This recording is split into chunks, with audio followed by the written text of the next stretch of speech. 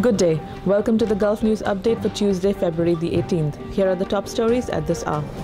India's Supreme Court commuted the death sentence for 3 killers of former Prime Minister Rajiv Gandhi. The court cited delays in the case 23 years after Gandhi was assassinated by Tamil separatists and said successive Indian presidents had taken 11 years in deciding on the mercy pleas.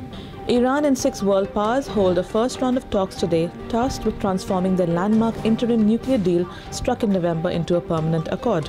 But Iran's supreme leader Ayatollah Ali Khamenei said yesterday he expected the talks to lead nowhere.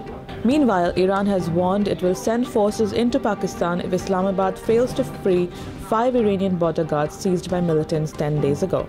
Russian Foreign Minister Sergei Lavrov will meet his GCC counterparts in Kuwait today in what officials have said is part of regular bilateral meetings. The talks are expected to focus on Syria.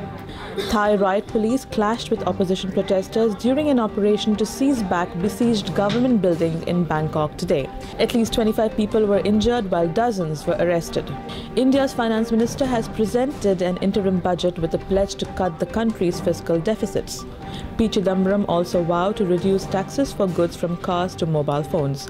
India's budget deficit is projected to narrow to 4.1% of gross domestic product by March 31, 2015, from an estimated 4.6% in the current fiscal.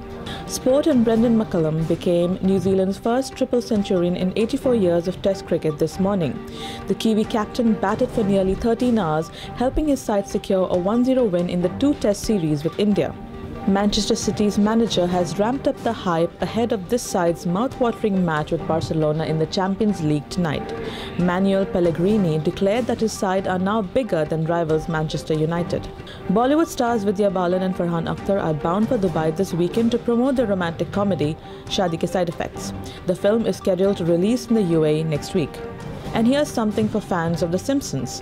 The Fox network has teamed up with Lego to create an entire episode of the hit animation series out of plastic building blocks.